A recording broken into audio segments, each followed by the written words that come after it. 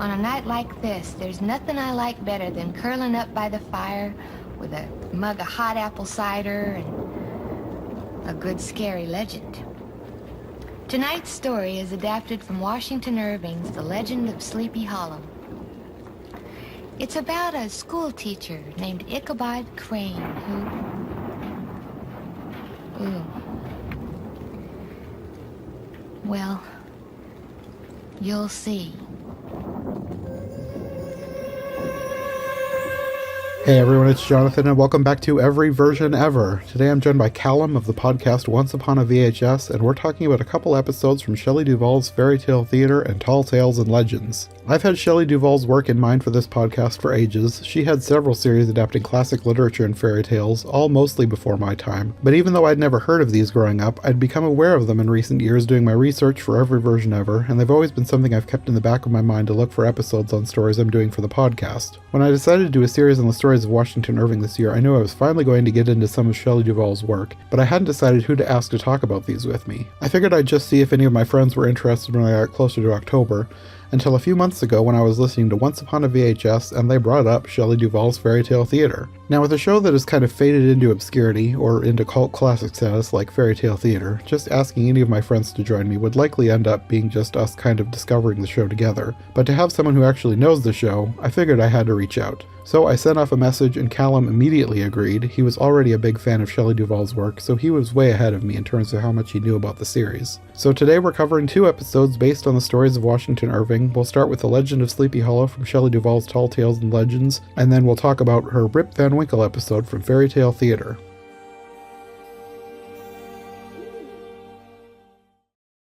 Okay, well, thanks for joining me.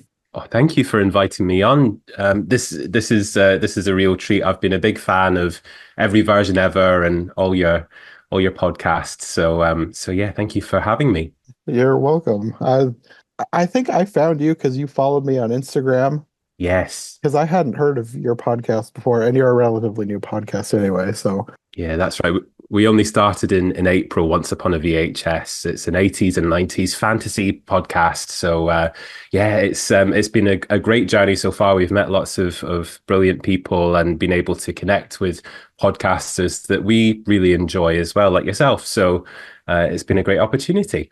Yeah, and I actually really like your podcast too. As soon as I saw the title, I was like, oh, this sounds interesting. Thank you. And I saw some titles of movies that I recognized. So I was like, well, I'll listen to one or two.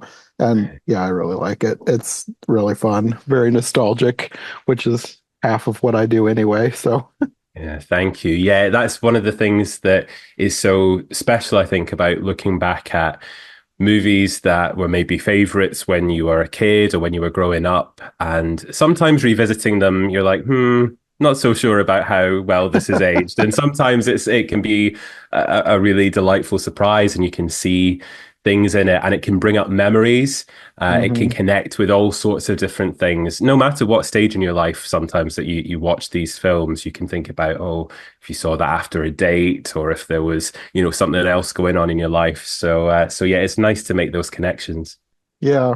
And even if it's something you haven't seen, sometimes it's just the feel of the thing that, because like what we're talking about today, I've never seen this show, but like it felt like things that I had seen in the past. Yes, yeah. And what's interesting about Shelley Duvall's Fairy Tale Theater and this Tall Tales and Legends series, for me, I grew up, so I spent some of my young life in the US, so I saw some of the Shelley Duvall episodes when I was really little.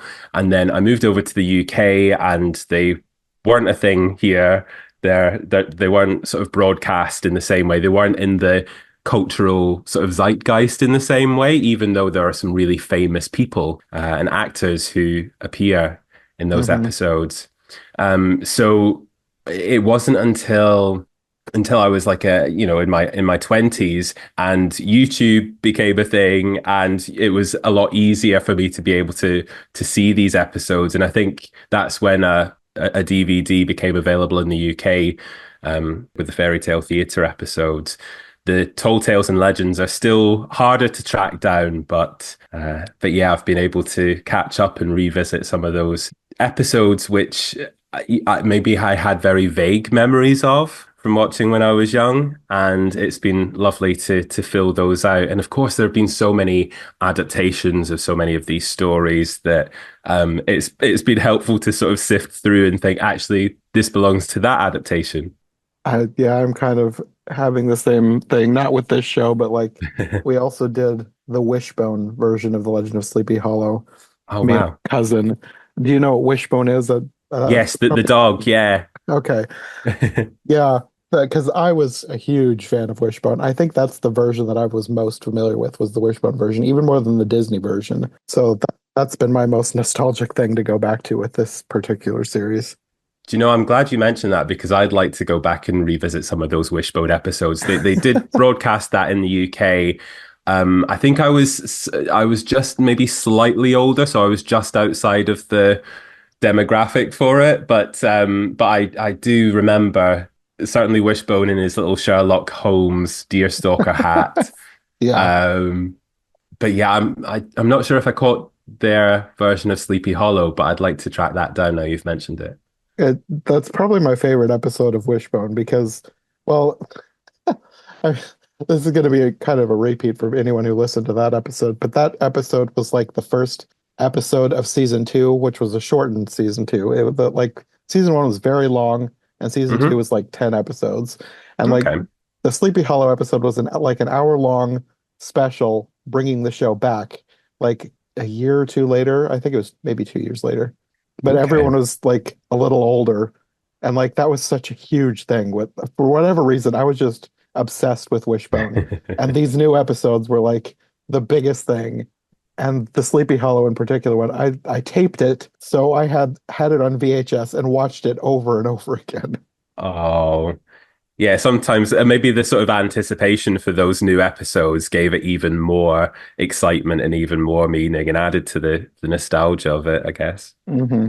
And watching the Shelley Duvall show, like it's Hmm. not the same as Wishbone, but I had that same feel as like the part. It felt like people putting on a play, which is how most Wishbone episodes kind of felt. It didn't Yes. feel like a serious adaptation. It felt like a community theater type of thing, Yes. especially the Sleepy Hollow one. That's absolutely part of the appeal. And in the UK, we have the tradition of pantomime, Hmm. where it's usually it's a stage adaptation of a fairy tale, usually around the holiday season, where families will, they'll take the kids to go and see a pantomime, and very often they cast a couple of notable actors or celebrities in some of the roles, and the rest of it has a sort of community theatre feel to it. And that's something that the Shelley Duvall fairy tale theatre has always reminded me of. And some of the staging and costuming and some of the choices that they make in putting them together in the production really has that pantomime feel. So it's like another layer of nostalgia for me. Mm. Yeah, when I first heard about this show, I kind of just figured it was going to be like a mini movie. Mm, I wasn't expecting it to feel like a theater production, so I was kind of thrown off by how over the top this particularly Sleepy Hollow was. Like yes. everybody was just they were cranked up to 11 with how they reacted to things, how they overemphasized things. It didn't feel real, but it felt like something I would have loved as a kid. Yeah. What I would say for anybody who's listening, and this might be the first time that they've watched an episode of Shelley Duvall's fairy tale theatre or Tall Tales and Legends, as Sleepy Hollow is from. The Tall Tales and Legends was like a spin-off from fairy tale theatre. It wasn't as successful as the main show. And I think because fairy tale theatre approached the fairy tales, like the Grimm's fairy tales or the Perrault fairy tales or what have you, I think that broader, more comedic, pantomime, theatrical, stagey approach to it works a little bit better for the fairy tales compared to Washington Irving's stories. So don't Hmm. let this, if you didn't enjoy this version of Sleepy Hollow, don't let that put you off. I would encourage people to watch something like maybe the Sleeping Beauty episode, where you can see some of the interesting adaptational choices that they make in filling a half hour with a fairy tale plot that we're all kind of familiar with. Hmm. Yeah, watching the Sleepy Hollow one, I didn't love it, but I liked the feel of it and the idea. So it didn't turn me off from the show. It's just like, I don't really love this episode, but I think I Hmm. will love others in the future.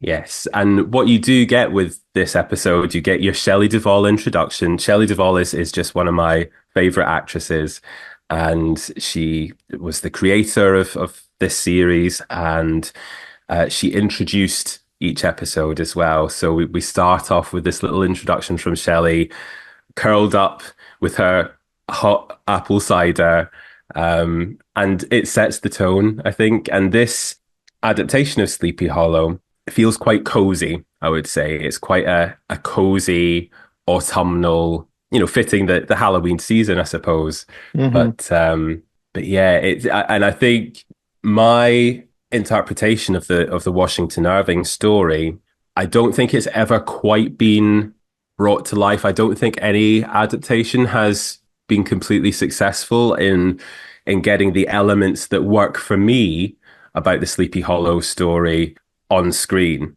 But this has some of those elements. This does go some way to getting it across, but yeah, I don't think it's entirely successful this episode. I think part of it has to do with Ichabod. I just really didn't like Ichabod.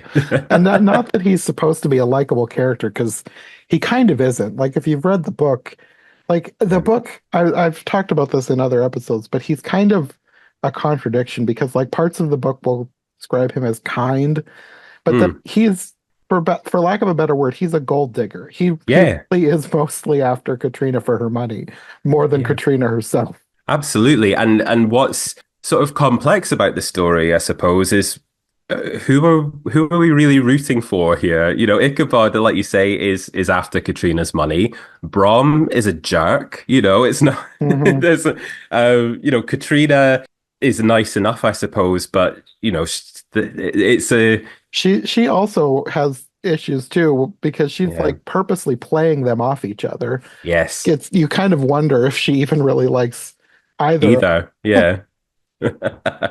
And I think Beverly D'Angelo's performance in this as Katrina really highlights that mischievous angle that that we get a lot of the sort of innuendo in her dialogue. She's really playing up the cheeky aspect of Katrina. But yeah, I agree. Ed Begley Jr. as Ichabod is really quite annoying rather than funny. Yeah, I was annoyed by him from the get-go, him running through the forest screaming. My Yeah. first note was he's extremely annoying. Yep. And that doesn't let up. He's annoying No, throughout. Yeah. I felt like there really wasn't anybody in this episode that I actually really liked. Mm. Part of like, I guess Uncle Dofu was fine, but I was confused by because there's no Uncle Dofu in the book. They took the name from like the subject of a story told at the Van Tassel's party at the end.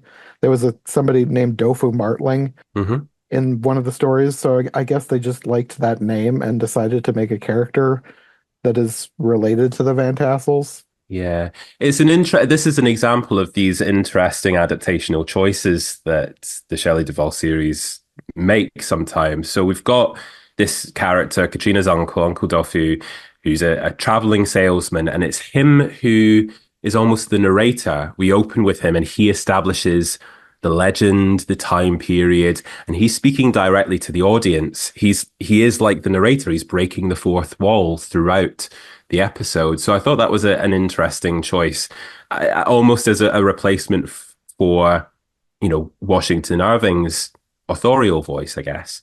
Hmm. I was kind of confused because I just assumed that Shelley Duvall was going to be the narrator for the series. Yeah. I don't know if she is in other episodes, but I was kind of confused by her being at the beginning and then she gets replaced by this new character. Yeah, yeah. She generally what happens is she'll do her little intro like she does here. In some of the fairy tale theater episodes, she's a main character. You see her throughout, but yeah, this is something different, I guess, with this narrator, this Uncle Dofu character coming in, and I think that it has something to do with the theme of storytelling and the power of stories and the power of legends, which is within the legend of Sleepy Hollow and how it affects people. And I think because it's almost a story within a story within a story. I think it's a nice choice, but again, I don't think it's wholly successful, this this way of doing it.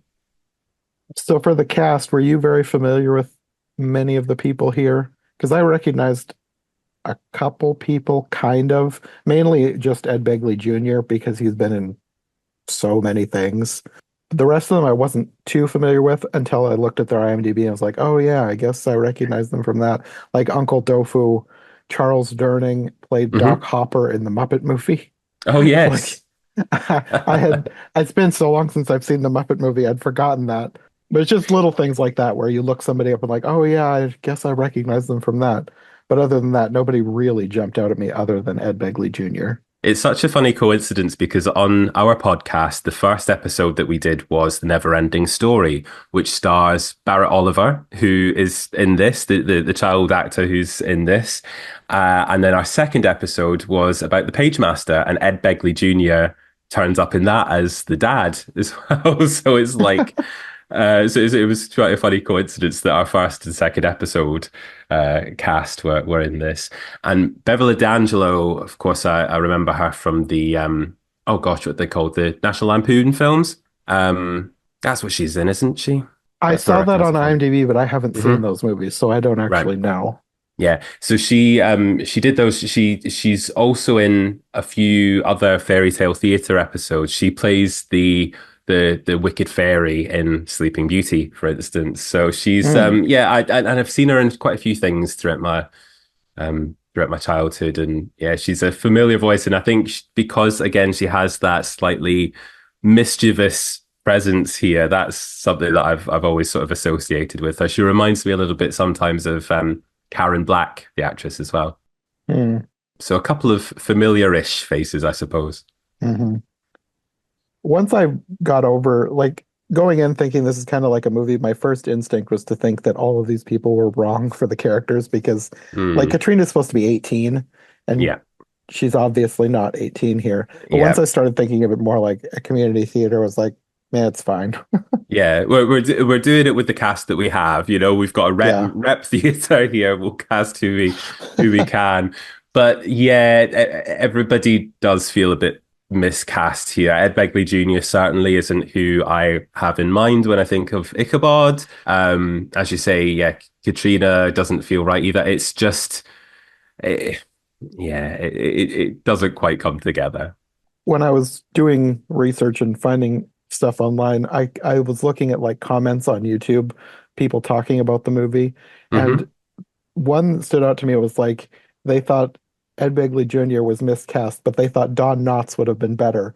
And I was like, you know what? I think I can that see actually it. would be Yeah. good. Yeah. Oh, it's a shame that that never happened. Don Knotts as Ichabod Crane. That would have been good. Yeah, I think he could have been a good Ichabod. Even with this characterization, I Mm, think it would have been I don't think it would have been as annoying if it was Don Knotts mm, hmm. with all of his screaming and running through the forest and whatever. Yeah. You know, I haven't seen it, but I'm aware you might have covered it actually. There's a version with Jeff Goldblum as Ichabod Crane. I haven't. That one was on my list, but I'm kind of running Ah, out of time. okay. I've recorded enough episodes that I'm like I'm going to fill up October and go Yeah. into November. So I think I'll save that one for next time. But that one was on my list because Oh, okay. Jeff Goldblum. I mean, I love that Mm, guy. So it's like yeah. I want to see how this turned out. Yeah, absolutely. I'd like to watch that. I'm gonna save that for closer to Halloween. I think Jeff Goldblum's great. So and I think that he would really work as Ichabod. So Yeah. He has that slightly off, slightly hmm eccentric thing hmm about him that I think it would be kind of perfect. yeah, slightly off, but also really appealing and having like a certain kind of charisma to him, which I think Yeah. is what Ichabod needs. Yeah. Well, I guess getting into the story, they kind of added a lot, especially at the beginning. Hmm I mean, they added a lot throughout, like the whole subplot of the fair, like that's not from the book. Like the book is actually pretty short because it's a short story. It's Yes. usually paired with Rip Van Winkle and sold as one book because both of them are short enough that you can't really sell it by itself because it would be a very short book. Yeah. But Yeah. I feel like there's enough story that they don't have to add to it. So I was just kind of I think that's part of what I didn't exactly like was how much they added to it, especially like trying to insert this Dofu character, like the scene in the woods, having Yes. the campfire, the running through the woods, screaming, the whole conversation. It's like none of this is from the book. It just felt unnecessary. Yeah. I didn't mind the Dofu stuff in terms of the things in the woods and the campfire, and that felt like it was establishing the atmosphere a bit more. The stuff that dragged it down for me was all of the back and forth about the fair and all Hmm. the padding of the day-to-day stuff, I guess. Yeah. Um, yeah, that just it did feel really drawn out, and it was like just sort of get to the point of this a little bit more. I would have preferred, I think, a little bit more development of the well, I guess just of that main triangle of Ichabod and Brom and Katrina, because it does feel a bit like Brom goes from 0 to 60, And I think just a little bit more development of the relationships between those characters rather than it felt like it was spinning its wheels a lot. Yeah, I think the fair subplot just kind of dragged it down. Yeah. It just kind of like they kept having to add stuff in. Like there's enough stuff with Ichabod and his daily goings on Hmm. being a school teacher. Like Yeah. you have the one scene where he spanks a kid, which is sort of from the book because it said there Hmm. is a passage in the book. I think they almost quoted it verbatim about he believed in spare the rod and spoil the child. I think there was a line in the book I think that said no child was ever spoiled. Yeah. Yeah. That's the thing. Like it kind of makes sense to have the stuff in the schoolhouse and to have that there and sort of establish what Ichabod's role is in this community because that's the thing. He is an outsider, a newcomer to town, and he's set up and he's got, he's the schoolmaster and he's the teacher, and that is his role within the town. And I think they sort of do a little bit of that, but the fair subplot kind of absorbs a lot of the time which could have been spent with the characters that we're supposed to care about here. Yeah, because there's also like they sort of changed they sort of had it, but they sort of changed it with him. They wanted him to take over the church choir. Hmm. He's in the book, he's also a singing teacher, and I think he does do something with the choir too, but like the main role of him with singing is to be the teacher for the people of the town to teach them how to sing. Mm. So they could have done something with that, but they kind of didn't. They just kind of introduced it a little bit with the scene of her talking about like convincing him to come to town so that he could take over the choir. Like all the ladies have been waiting for this. Yes, yeah, she delivers it like, oh yes, all of us ladies have been waiting for somebody to take over the choir. It's very double entendre. Yeah, it's quite funny. Yeah, and like that is not from the book, but he does teach singing lessons, and I Yes. don't know that that's exactly what he was going to that one house to do when he ran into the black cat. Mm. The messenger from hell. I did laugh. I laughed at that. That was funny. The part that made me laugh was the lady talking about needing to feed the cat, and he tossed apples out the door like the cat was going to eat apples. That was good. He did have a couple of moments that did actually made me laugh. That one and the part where there's a thunderstorm and he goes to bed and he prays, "Now I lay me down to sleep. I pray the Lord my soul to keep, and if I die before I wake, bring me back to life." Yes. Yes. Oh, there are some comic moments in this. The other scene where he's in bed and he can't sleep, and you've got the floating heads going Oh around, and yes. they've all got their little sound bite that they're repeating. Oh, he's got no head, blah blah blah. And Katrina's is taste my butter cookies. Yeah. I like that it sort of plays with the ridiculousness of it. Yes. But again, that's not really what I'm looking for Yeah. from this story. I think humor is in the book. That there is a warmth to it, but I think it just goes a little bit too broad, this adaptation. Mm-hmm. And one of the things that I think is missing, and I think it is just the nature of the beast because it's a TV production, is the presence of nature, Yeah. the birds and the plants, and kind of going through the branches and the nature of the woods themselves. That in the book is so atmospheric and so Mm-hmm. present, and I don't think any adaptation has ever quite got that atmosphere across. But I think particularly with the limitations of TV, what we do get are some choices in the production design, like the stained glass window in the Van Tassel house has this autumnal color palette, and you know, a lot of the costumes are these shades of coppers and golds and reds, like the fall leaves, and that's a nice choice. I like that, but I just wish there was a little bit more nature in the mix. Yeah. I didn't really think about it, but you are right. That would have really helped to elevate this. Mm. And I'm trying to think of the ones that I've done. The only two that I can think of that really add any sort of nature atmospheric thing is a little bit in the Wishbone version, just a Mm. little, because that also has the same limitations as this with a TV budget. Yeah. But then the very not book accurate Sleepy Hollow from Tim Burton, that had a lot of nice atmospheric in the woods scenes. Oh, totally. But yeah, like you say, it goes off in its own sort of gothic horror direction, doesn't Yeah. it? The It's the it's Tim Burton so version. so far from the book. Yeah. It just takes notes from the book and then makes up its own story to go with these characters. Yeah, absolutely. But speaking of Tim Burton, and I know, you know, that's a separate thing from this episode, but it is interesting that the whole dynamic between Ichabod and Katrina and Brom, you know, that whole sort of nerd cheerleader jock trope that I guess was sort of established in Sleepy Hollow, right? But I we did see not that. think of it as a nerd cheerleader Yeah, jock thing, but it well, kind of is. kind of, yeah.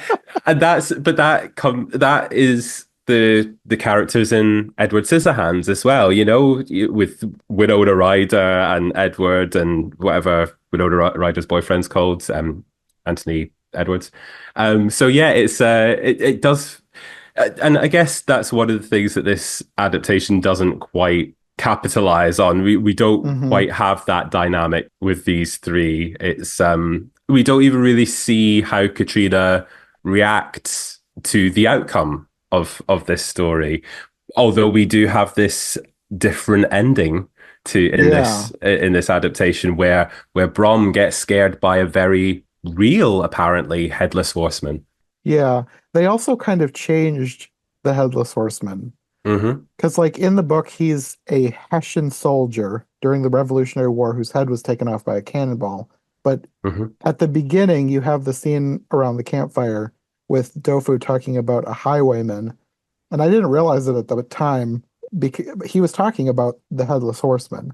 I think Yes. Brom ends up changing it towards the end to add the ghostly headless element. And Yes. like that it is similar to the book in that part because Brom uses the story of the Headless Horseman to scare Ichabod, and then he uses that fear, presumably. Like the book does not make it obvious that it is Brom. It doesn't come right Hmm. out and say it. It just hints that it probably was him. Yeah, it's ambiguous. And I like that this adaptation kind of points to the fact that Brom is embellishing the story and that he's putting his own spin on the story of the Headless Horseman. Hmm. Um, because I think again that is one of the themes of this story, I guess, is the power of storytelling and being able to direct people's attention to a specific thing with the way that you tell a story is and how that can be really powerful.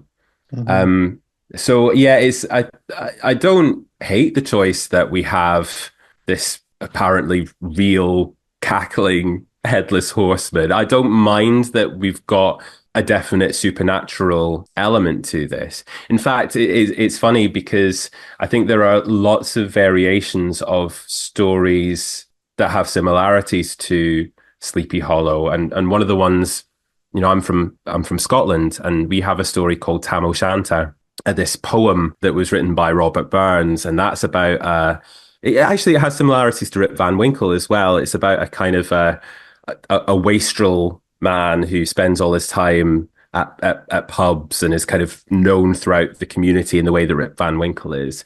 And he rides his horse past a church one night, and it's, all these witches and ghosts and goblins are having this party in this abandoned church. And then he runs away, he rides his horse away, and the witches come and grab the horse's tail, and then he's, never seen again. And it has a very similar vibe to Sleepy Hollow in a lot of ways.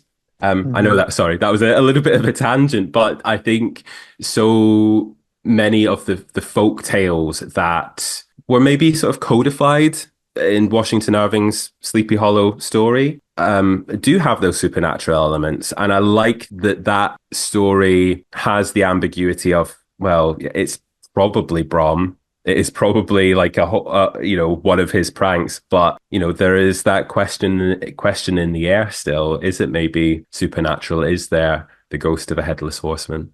Mm-hmm. I kind of prefer it when they make it ambiguous. Mm-hmm. I don't tend to love it when they come right out and say it definitely was Brom.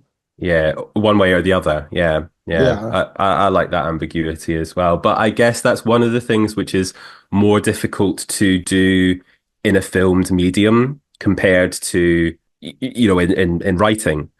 That's true. Yeah. In prose. Yeah, I think it's a lot easier to have that ambiguity when you're not seeing the characters. I guess I guess there's a little bit more room for imagination when it's written down compared to a film and TV adaptation. I think maybe there's more of a pressure to say, yes, it was just one of Brom's pranks, or yes, I guess because you have to depict the headless horseman in some respects, so it has to be either something that Brom can put together himself, or it has to be something supernatural, but do you know what I mean? So that is sort of inbuilt if you're going to depict that, and it's not just Ichabod's perception of it. You maybe need to make that choice somewhere in the adaptation. Mm-hmm. Yeah, just making it so that it's not obvious is easier in the book, because you can have the line about Brom giving a knowing chuckle, but you have to purposely plan a shot of Brom breaking the fourth wall, maybe. I don't know. Guess what I'm going to do? Can you imagine? I think you could do it, but I can see why people try and lean one way or the other and not make it as ambiguous. Yeah. Well, I doubt we'll ever get another adaptation which has the line "I like Swiss chard" in it. Like, what was that about?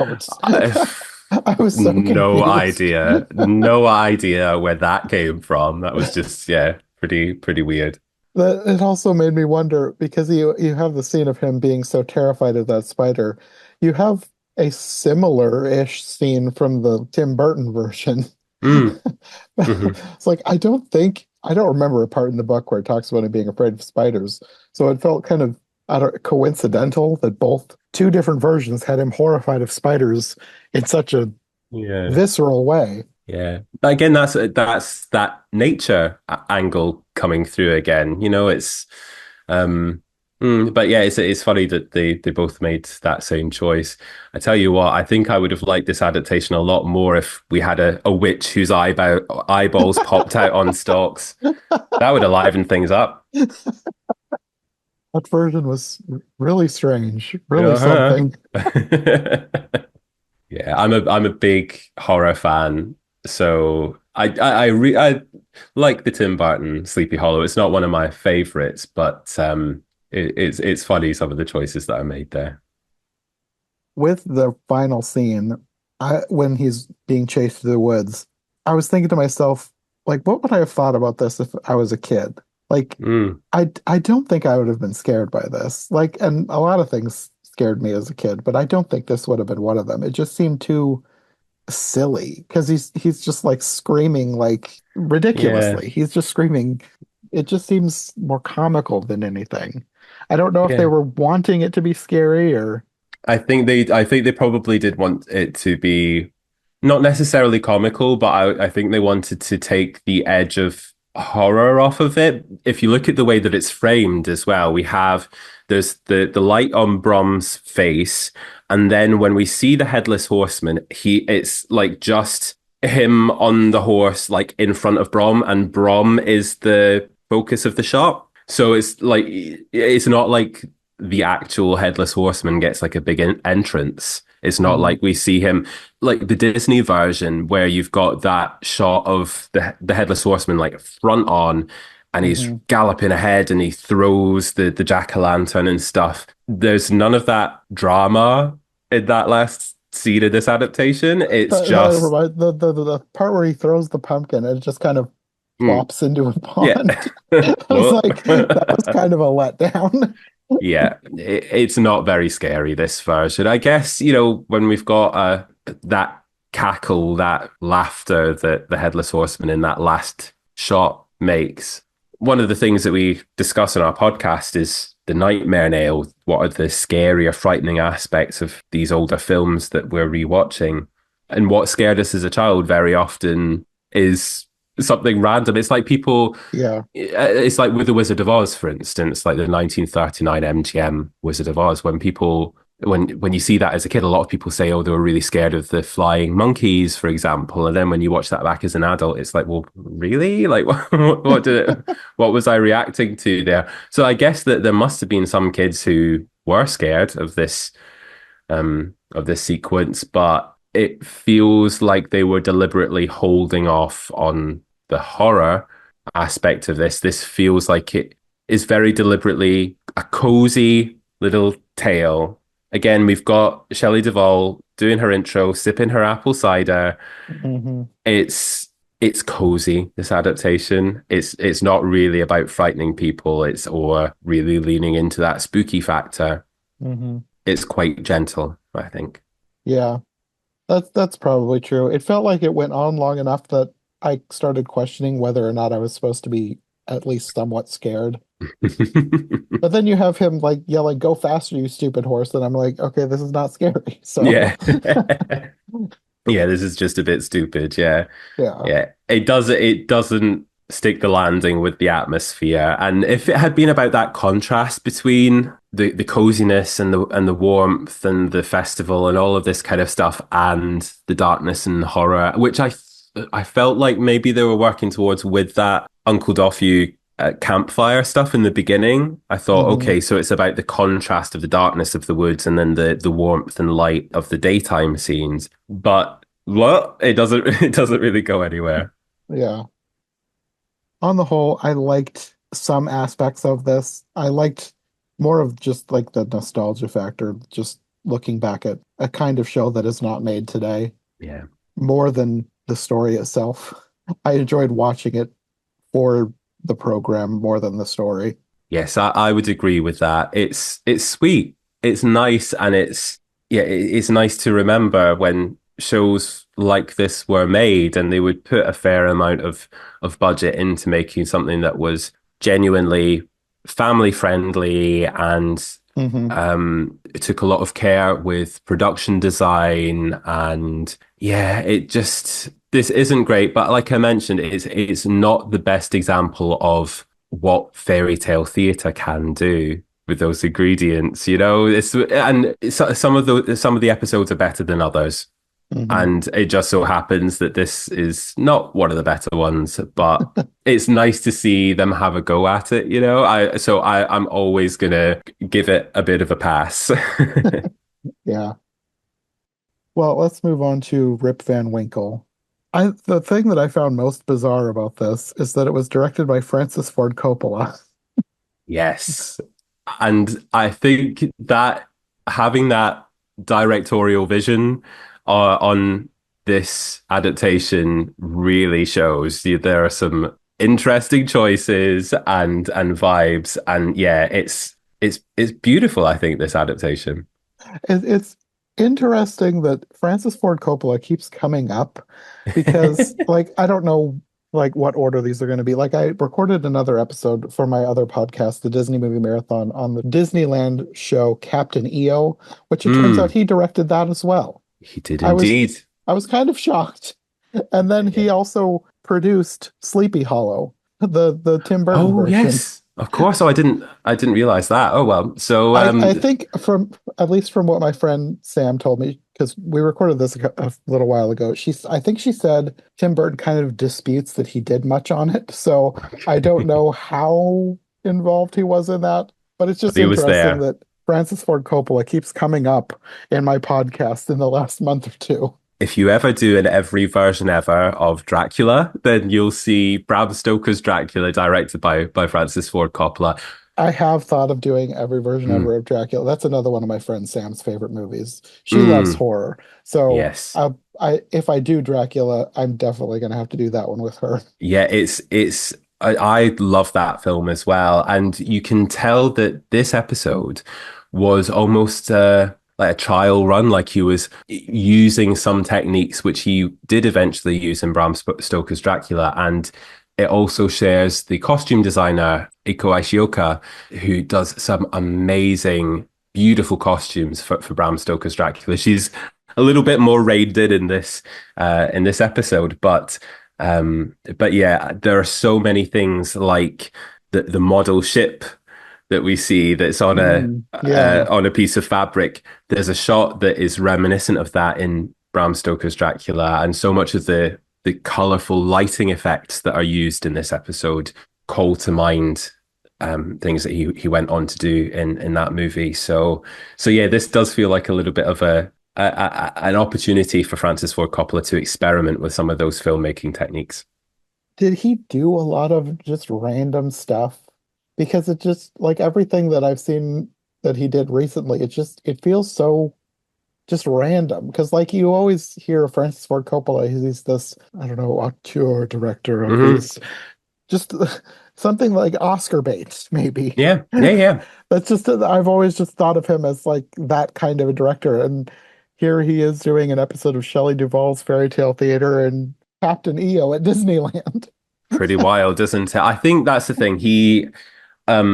Yeah, he has done all of these critically acclaimed films, but essentially he will just do what he wants to do as well, which I think is great. And his latest film, I haven't seen it yet, but Megalopolis, I think that is pretty wild from what I hear as well. So yeah, I think it's good to have that kind of urge to experiment and to work in different media, like you say, Captain Mhm. EO, this, and The Godfather. Why not? I haven't seen Megalopolis, but watching this episode, I don't like I haven't even watched I don't know if I've watched the full trailer, but I've seen like enough pictures that Mm, it just kind of reminded me of that, like the lighting. yes. There was just something about the way this episode was lit that it just was like, yeah, I guess that is.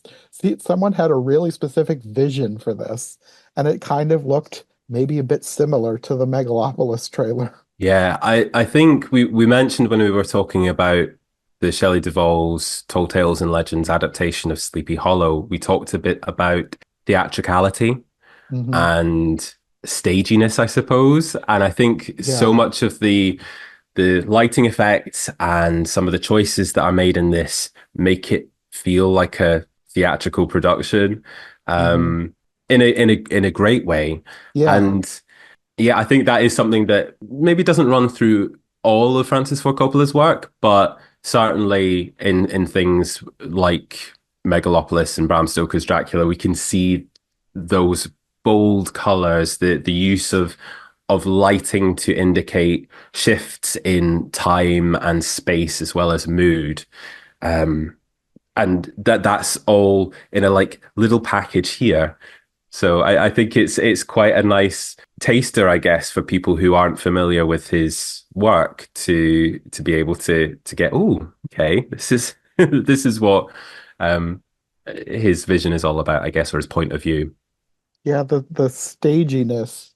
I felt watching this with both of them, both Sleepy Hollow and Rip Van Winkle, I felt like it was a play, but in two completely different ways. Because with Sleepy Mhm. Hollow, it was more like the way people were acting, like kind of over the top, overemphasizing things that made it feel like a play. This felt more like a play in that it was very obvious sets. Mhm. Just the way that they used things in the background, like obviously not outside, they're obviously on a stage. Like the giant painting that is doors that turns into the forest. Yes. Yeah. That sequence is the big moment of this for me. The big painting, first of all, we see it's King George III, and then it opens up and it reveals this path up into the mountains that Rip goes on. And then when he comes back down and it closes again, it's George Washington. So the painting has been replaced to show the passage of time and history. And again, drawing attention to that artificiality, that theatricality of it is like curtains opening, isn't it? This is a Hmm. whole different world that is opening up for Rip Van Winkle. And he goes up into the Catskills and it's like he is leaving history, he is leaving the actual time that is going on in the quote unquote civilization beyond the mountains. Hmm. So yeah, I think it's a really great choice and such a striking image. Yeah. That was probably one of my favorite shots, him going into the forest through those doors. Hmm. Yeah, same here. Another thing that they used, the backgrounds, the mountains, it was like fabric, but Yes. they kind of felt like they were breathing. Like they were kind of going up and down very slowly in some scenes.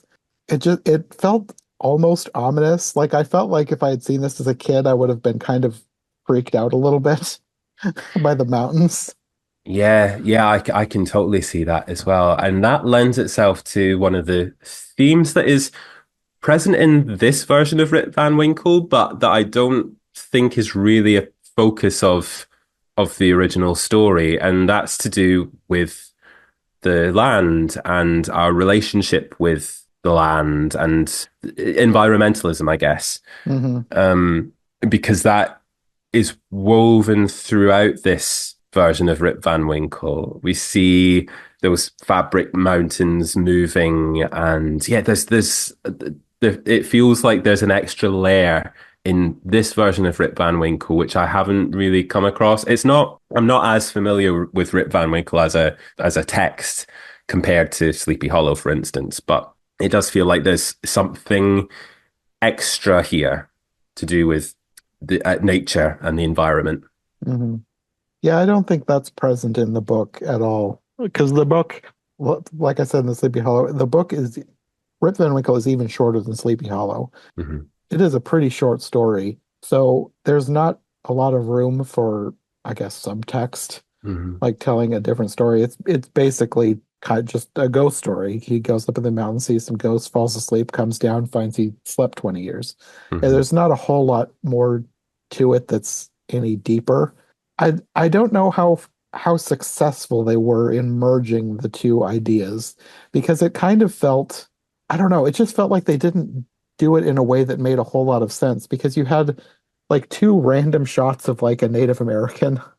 Hmm. I was like, okay, well, the first one happened at the very beginning, and I Hmm. was like, okay, well, they've added this character. This is going to be important, and then he kind of wasn't. Like he shows up when he falls asleep, and as far as I can remember, that's all you see of him. Yeah, that's it. It feels like they were trying to subtly suggest something there, but it doesn't quite work.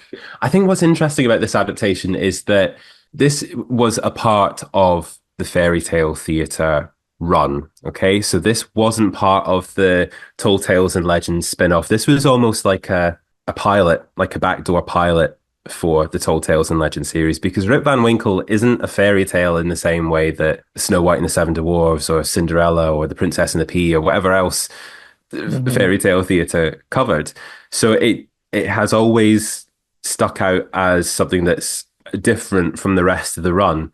And the rest of the fairy tales are specifically European. You know, a lot of them are Germanic or French or Italian or what have you. And this is very specifically an American story. And I think what is maybe happening with this episode is that they're trying to emphasize the fairy tale aspects of the story whilst they're honoring the historical context of it. So it's like, okay, so I guess the more fairy tale vibe stuff comes from the ghosts and from the nature, right? Hmm. And those are the elements that I think really come to the forefront in this version, compared to the story itself, I guess. Yeah, the ghosts are the most fairy tale thing about the story. I did like that they actually kept them. Like, I haven't watched as many versions of Rip Van Winkle as I have Legend of Sleepy Hollow. So I don't know if this is like a trend or what, but like there have been a surprising number, to me at least, that have made the ghosts into like trolls or dwarves instead Yeah. of ghosts. I don't know why. That is, it's funny because my memory of this story from when I was a child was that they were like fairies or trolls or goblins, that they were they still are supernatural figures here, Hmm. but here and in this in Washington Irving's book, they're Henry Hudson and his crew, Yeah. right? They are specific historical figures. And again, I think it is that maybe in these other retellings of it, they are trying to align it with the European and sort of Celtic fairy tale and folk tale traditions by having them be these, creatures of the forest, these elves or trolls or whatever. Because again, that was what my association with it was. I was like, oh, okay, yeah, he goes. There are a lot of Irish and Scottish folk tales about people who are lured away to the land or the city of the fairies, and they spend what they feel like is a short space of time there. But when they get free or when they get back from the fairy place, it turns out that actually years have passed. So there is that similarity there. There is that resonance of, you know, not sleeping for 100 years or for whatever the 20 years, whatever the interval of time is, 20. Yeah. 20, yeah. But there is that similarity of going into a mystical place and time passing differently there. And then when you come back, it's like, oh, everything has changed. Well, I'm glad that they chose to go with the ghosts from the book, Hmm. because, like you said, that they're trying to, like, this is from the fairy tale series. Yes. So I was of kind of thinking that they're probably going to just do the, for whatever reason, so many versions have done it. So there's a trend to make them into dwarves or trolls or something. Mm. And I just thought, well, that's what these are going to be too. So I was pleasantly surprised that they actually were the ghost of Henry Hudson and his crew. Yes, and they still made them feel otherworldly and Hmm. creepy and ethereal. And yeah, I they were strange, and they're strange because they're from another time, and they're strange because they're ghosts. But because we've got this really evocative greenish blue watery lighting on them, and the score as well. Did you notice that music for the scenes with the ghosts? I This kind can't of, think of it right off the top of my head, but I know it felt yeah. like I liked the way it made me feel. Yeah, it's this sort of deep, resonant humming. Yeah. And yeah, it was, yeah, I felt like the scenes with the ghosts were really effectively done. And when they're playing, when they're bowling and whatnot, it does sound like thunder and it does feel all connected with nature in a way, not in the wholly fantastical goblins and dwarves way, but yeah, there is something otherworldly to these characters, even though they are ghosts rather than like ghosts of historical people rather than wholly mythical creatures. Hmm. Did you think that the makeup kind of looked like Kiss? Now you mention it, yeah, yeah, they look a little bit like Kiss if maybe they were a bit dehydrated, maybe they hadn't had enough water.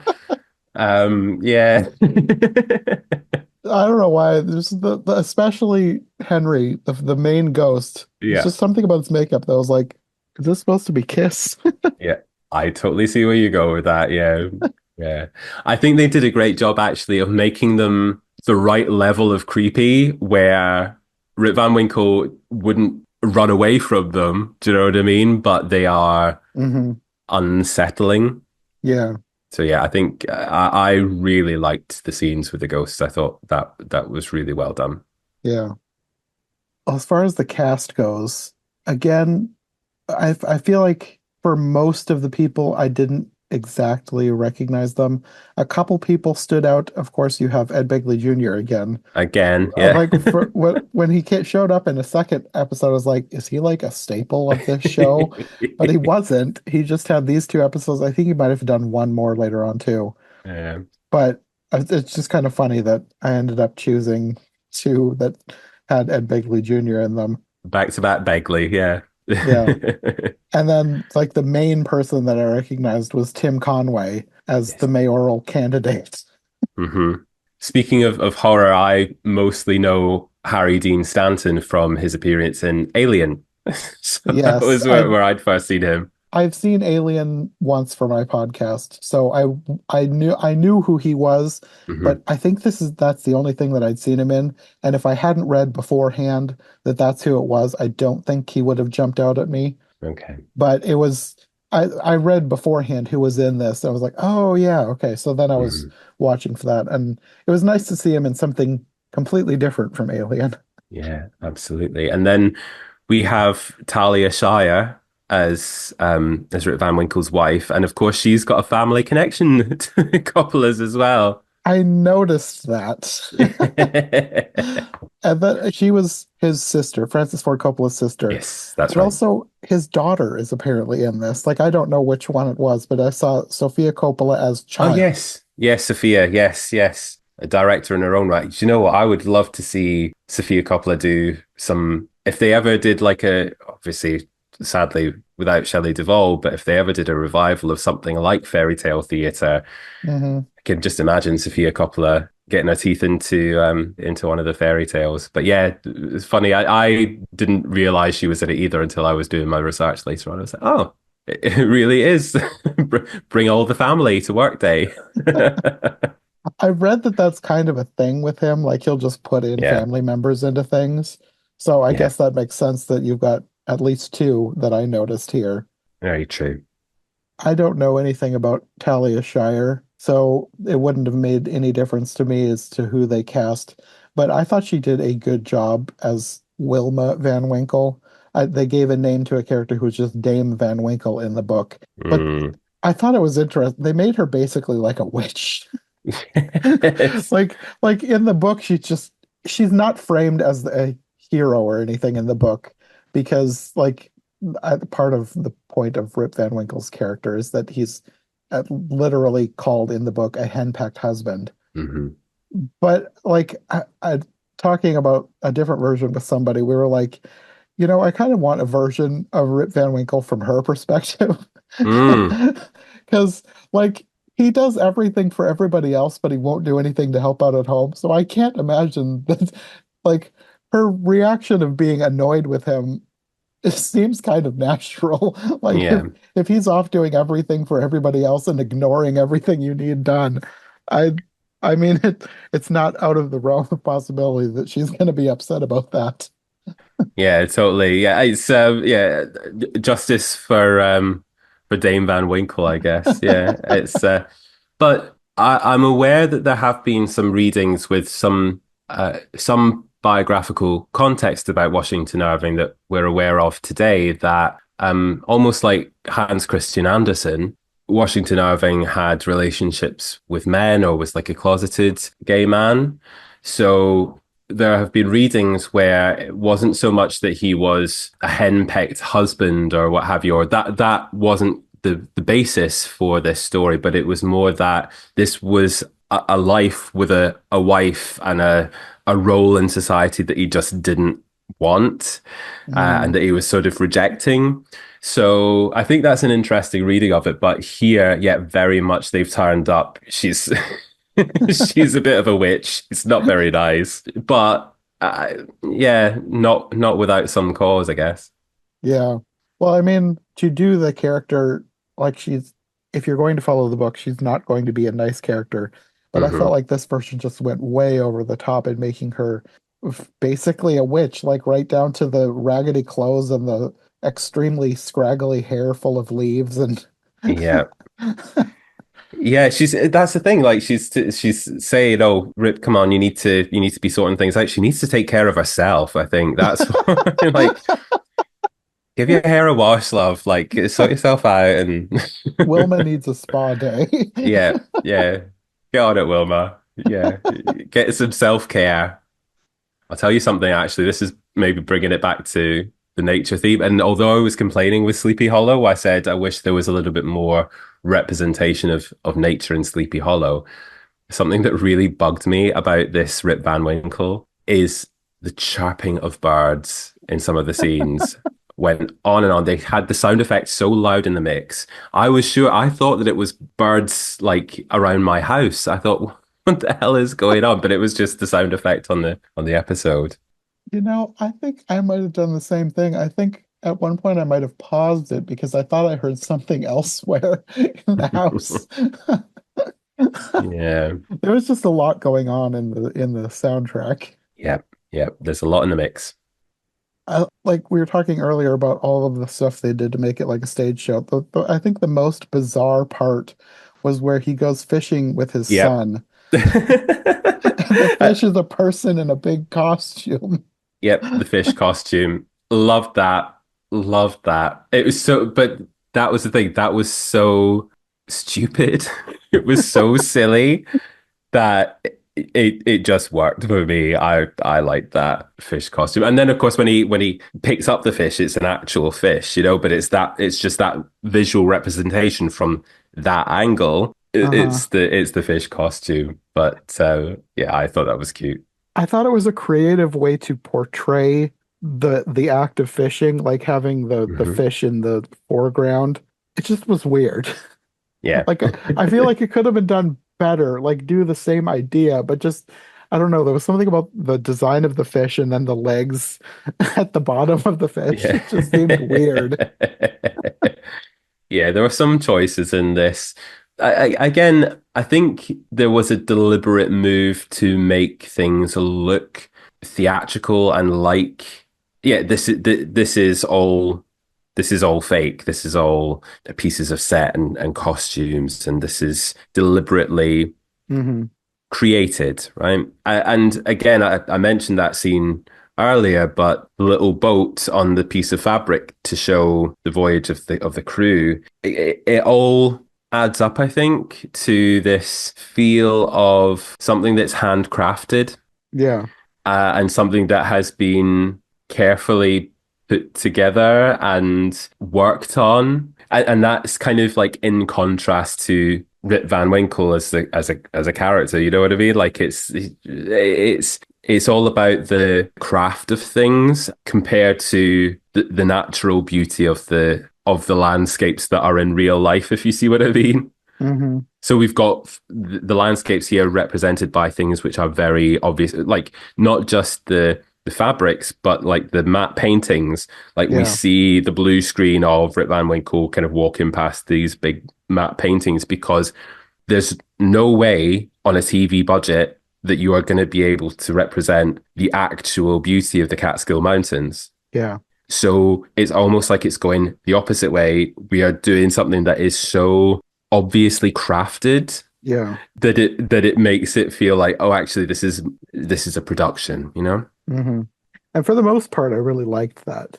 Like even the Hmm. stuff that was just bizarre, like the mountains looking like they were breathing, I liked that choice. Hmm. I think Hmm. the only part that just felt off was that fish. What's It the was so fish? strange. Yeah, no, I hear you. Yeah, that is the silliest element, I guess, of this. Yeah.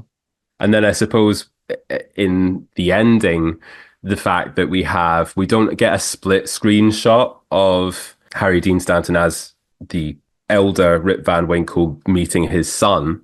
Mm-hmm. We just have the body doubles, you know what I mean? So it's like shooting over Yeah. their shoulders, which is a cheap and easy way to do that, I guess. Mm-hmm.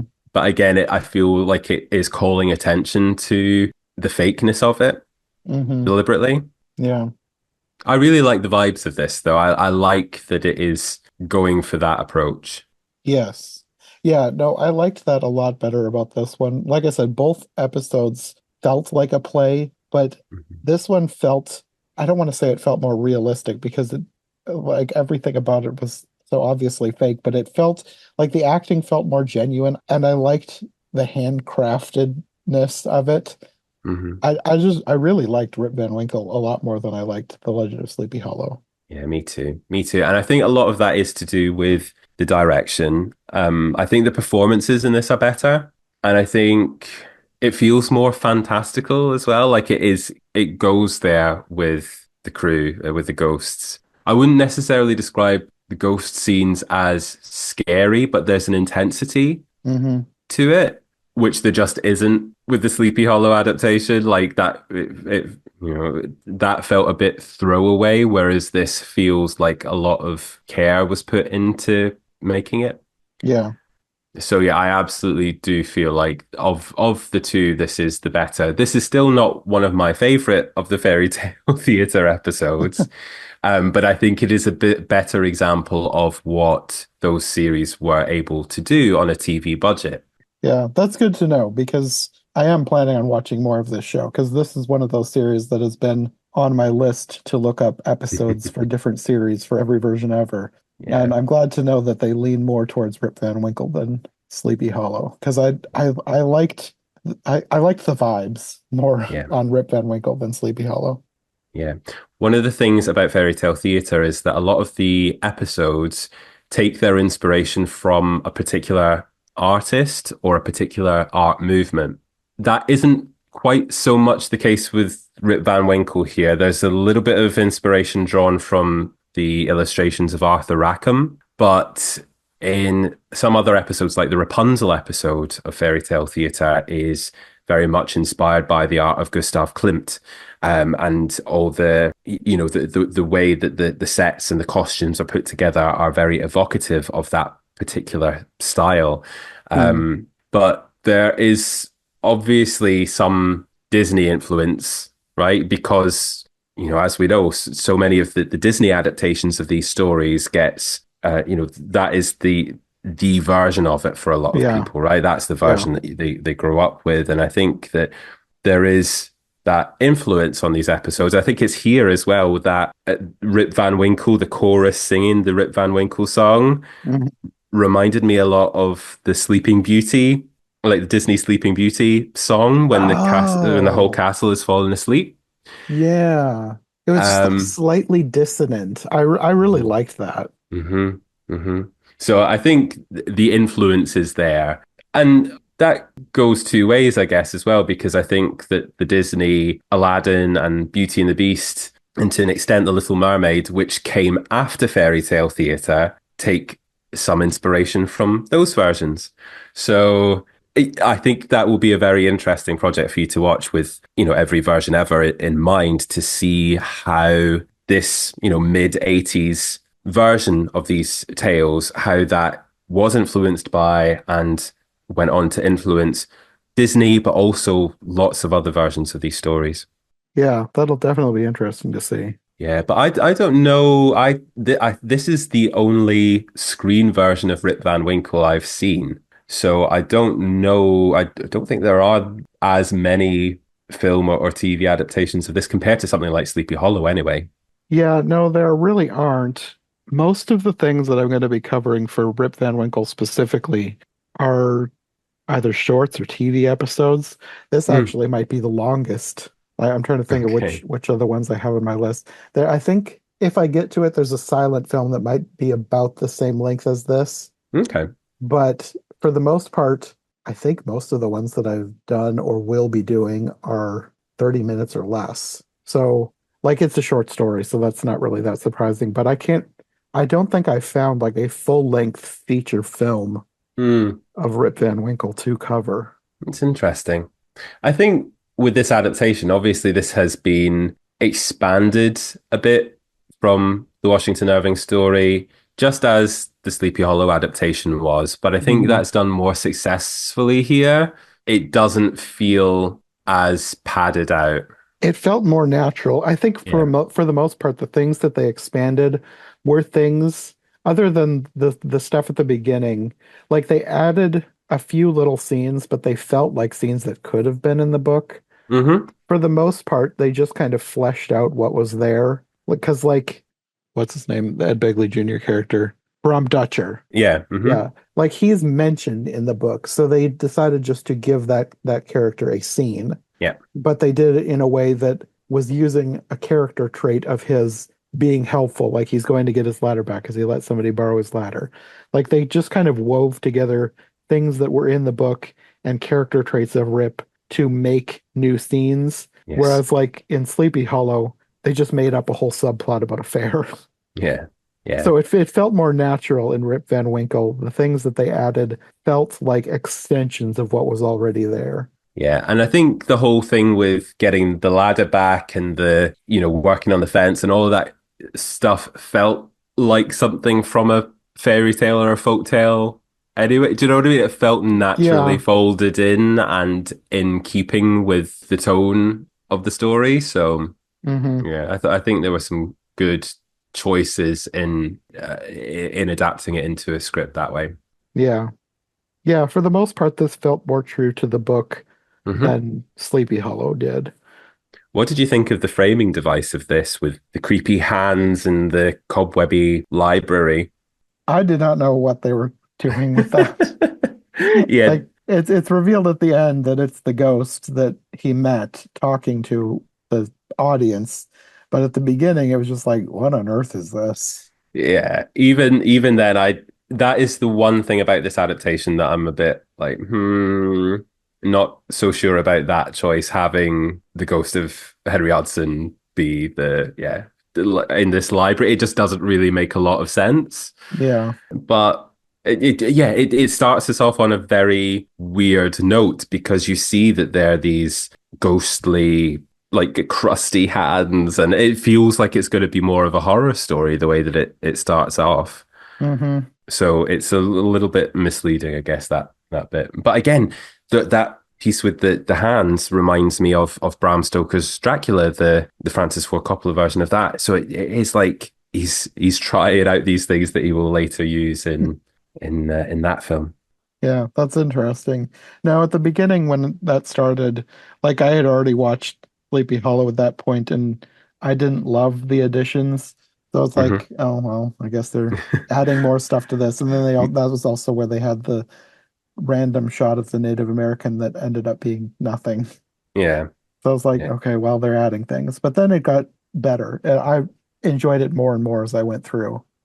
Yes, yeah, this is one of the episodes which I had rewatched it once before, and yeah, I liked it, but it wasn't one that I really cared to revisit again. But I'm glad that I did for this, because again, I noticed more of the choices that went Hmm. into it and the really cool visual stuff that is going on in it. So I'm really glad you invited me on to talk about both of these. And I think comparing them as well really highlights the strengths of this Rip Van Winkle episode compared to the Sleepy Hollow one. Yeah, I'm glad we did these. I really enjoyed this one. Yeah, good. Yeah, me too. Well, I think that will be all for today. Thank you for joining me for these. I think we'll probably have to do some more of these episodes because, like I said, I've been wanting to do this show for a while, and I'm interested to see what else we've got from Shelley Duvall. Lovely. Yeah, lots of treats in store in that case when you're watching these. But thank you, John, for inviting me on to discuss these. It's been lovely to revisit them and yeah, especially getting into the spooky season, watching Sleepy Hollows really got me in the mood for October. Yeah, that's kind of the perfect time to watch it. Absolutely. Well, until next time, do you want to let people know where they can find you if they'd like more from you? Oh, thank you, Jonathan. Yes, you can follow our podcast at Once Upon a VHS on Instagram. That's where we post most of our social media stuff. And you can find Once Upon a VHS, an 80s and 90s fantasy movie podcast on basically wherever you're listening to this. Okay. Well, we will see you sometime in the future for probably more Shelley Duvall. Brilliant. Thank you, John. Thanks for listening to Every Version Ever. If you enjoyed this episode, make sure to subscribe and follow my co-hosts as well. My link tree and all of our links will be in the description below. If you want more of my content, all my podcasts are available on YouTube as well as most podcast platforms. If you enjoyed this show, check out one of the other podcasts or check out my Patreon for bonus and extended episodes you won't find anywhere else. We'll be back soon with another brand new episode, so thanks for listening and we'll see you next time.